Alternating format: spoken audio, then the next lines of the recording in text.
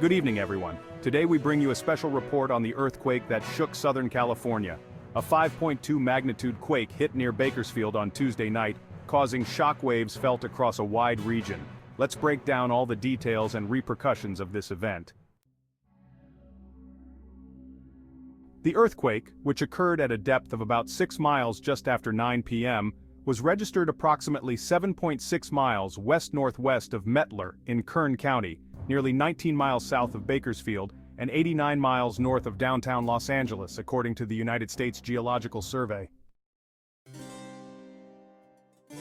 Residents from various areas including Ventura, Simi Valley, Camarillo, Santa Clarita, Encino, Hollywood, Santa Monica, North Hollywood, Pasadena, and Woodland Hills reported feeling the earthquake. Fortunately, no significant damage to infrastructure or injuries were observed in the city of Los Angeles, according to the Los Angeles Fire Department. In a press release, officials from the Los Angeles Fire Department said the earthquake mode was initiated, leading the 106 neighborhood fire stations to conduct surveys of the area by land, sea, and air. No significant damage to infrastructure or injuries in the city of Los Angeles have been observed, a second statement said shortly after 10 p.m. The LAFD earthquake mode is now complete. In a post on X, formerly Twitter, about the earthquake, Los Angeles Mayor Karen Bass said, "City teams will continue monitoring any impacts." LA Metro officials also posted messages on X saying trains would run slower as per our earthquake procedure to check for damage, but later reported no damage to the system.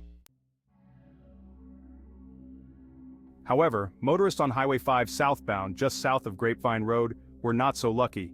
A large boulder that fell into the southbound lanes of Highway 5, just south of Grapevine Road, likely as a result of the earthquake, caused California Highway Patrol officers to close several lanes of the freeway, leading to a massive traffic jam.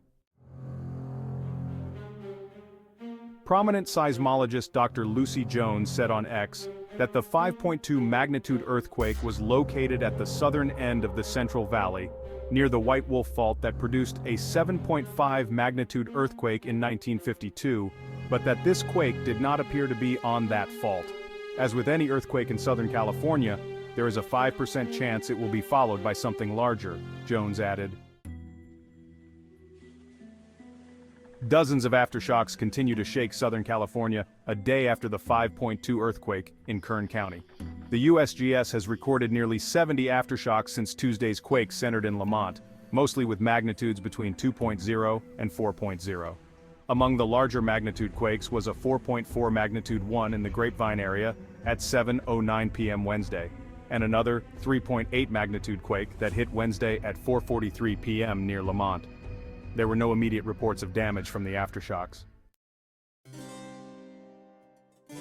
The Kern County region has been prone to earthquakes for decades, noted seismologist Lucy Jones on Tuesday. A 7.5 magnitude earthquake there in 1952 resulted in a higher frequency of quakes over decades considered to be aftershocks. It was the strongest earthquake in Southern California in 3 years. This is why it had so much force in Los Angeles. A 5.2 magnitude earthquake, centered about 18 miles southwest of Bakersfield, was felt over a wide swath of Southern California on Tuesday night. Its size made some people nervous, but it did not cause significant damage or injuries. 2 minutes after the earthquake, it was reported that a large boulder, the size of an SUV, was blocking several southbound lanes on Interstate 5, about a mile south of Grapevine Road, according to the California Highway Patrol. The rock was cleared by Wednesday morning. The earthquake, initially estimated at 5.3 magnitude, occurred at 9:09 p.m., according to the U.S. Geological Survey. It was followed by dozens of aftershocks of magnitude 2.5 or greater, including a 4.5 magnitude quake less than a minute after the first one, and a 4.1 magnitude tremor at 9:17 p.m. The epicenter was in sparsely populated farmland, about 14 miles northwest of the unincorporated community of Grapevine in Kern County, 60 miles northwest of Santa Clarita, and about 88 miles northwest of downtown Los Angeles. The area closest to the epicenter felt very strong shaking according to the definition of the modified Mercalli intensity scale. That zone includes a section of the California Aqueduct, which transports water from Northern California to Southern California. When the shaking was felt in more populated areas, including Bakersfield, Santa Clarita, and Ventura, the USGS estimated that only weak shaking was felt, which can make parked cars sway and cause vibrations in a building similar to a passing truck. Some residents affected by the earthquake reported a prolonged period of shaking. One person in Los Feliz felt 45 seconds of movement, with at least 3 different waves, one weak, followed by a strong one, and another weak one. In South Pasadena and Whittier, people felt about 20 seconds of shaking, contained in 2 distinct waves. In Pasadena, seismologist Lucy Jones said she felt about 3 seconds of shaking. There were no immediate reports of damage and not everyone felt the earthquake. Los Angeles County Sheriff's Deputy Jose Gomez said he did not feel the tremor while driving to work at the Santa Clarita Sheriff's Station. No damage was reported there. The Los Angeles Fire Department said no significant damage was reported within the city limits. Preliminary inspections of state water project facilities, including the California Aqueduct, found no damage. The USGS said the quake was felt across the Los Angeles Basin and inland valleys and in Santa Maria, Bakersfield, and Fresno. Many Southern California residents described receiving alerts from the USGS Earthquake Early Warning System, for example through the MyShake app or on their Android phones. The Earthquake Early Warning System is automatically installed on Android phones, but people with Apple iOS phones must install the MyShake app to receive the most timely alerts. One person described receiving a warning 30 to 45 seconds before feeling the tremor arrive. Another person in eastern Anaheim reported receiving a warning 30 seconds before the shaking arrived.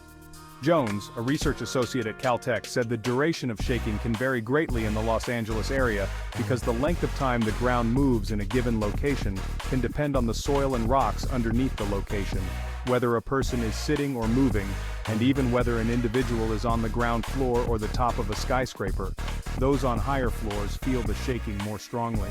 The reason some people may have felt more than one wave of shaking is that the first aftershock occurred very soon, less than a minute after the main tremor, Jones said. Geophysics professor Alan Husker, director of the Southern California Seismic Network at Caltech, said it was not surprising that so many people in the Los Angeles area felt significant shaking from a 5.2 magnitude earthquake north of Grapevine. The tremor occurred at night, when people are resting and are more likely to feel the shaking of a distant earthquake than if they were outside during the day and active. Another reason many people felt significant movement is due to how shaking is amplified in the Los Angeles Basin. The basin is a 9.6-mile-deep hole, bathtub-shaped, in the underlying bedrock filled with weak sand and gravel eroded from the mountains that forms the flatland where millions of people live. It stretches from Beverly Hills through southeast Los Angeles County and into northern Orange County. The basin effect increases the shaking we would normally have, Husker said. The effect occurs when earthquake waves arrive and hit the walls of the basin, then bounce off the basin walls, Jones said, resulting in a prolonged duration. A major earthquake on the San Andreas Fault would perhaps cause 50 seconds of strong shaking in downtown Los Angeles. This earthquake was much smaller, of course, Jones said, but it was big enough to generate some of these basin effects and make things bounce around. As with all earthquakes, there was a 1 in 20 chance that Tuesday's tremor was a prelude to a larger earthquake. The risk of a subsequent earthquake being larger decreases over time. It has been several years since a 5.2 magnitude or greater earthquake hit Southern California, and Tuesday's earthquake was the strongest to hit the region in 3 years. A 5.3 magnitude earthquake occurred in June 2021, just southeast of the Salton Sea in Imperial County, about 160 miles southeast of downtown Los Angeles. And in June 2020, a 5.5 magnitude earthquake struck the Mojave Desert in the northwest corner of San Bernardino County, about 120 miles northeast of downtown Los Angeles, and about 14 miles east of Ridgecrest in Kern County. The earthquake occurred approximately 12 miles northwest of the epicenter of the 7.5 magnitude Kern County earthquake that struck the area on July 21, 1952. That earthquake caused 12 deaths and, according to the U.S. Geological Survey, USGS, old and poorly constructed masonry buildings suffered damage. Some of those structures collapsed in communities like Tehachapi, Bakersfield, and Arvin. Severe damage was reported at Kern County General Hospital. The shaking from the 1952 earthquake was felt as far away as San Francisco and Las Vegas, and caused non-structural but extensive damage to tall buildings in the Los Angeles area, and damage to at least one building in San Diego, according to the USGS. The 1952 earthquake occurred on the White Wolf Fault. Tuesday's earthquake was not associated with any previously mapped fault. Thank you for watching this video. Don't forget to subscribe to our channel, like the video, and hit the bell for more Viral Buzz news. See you in the next video.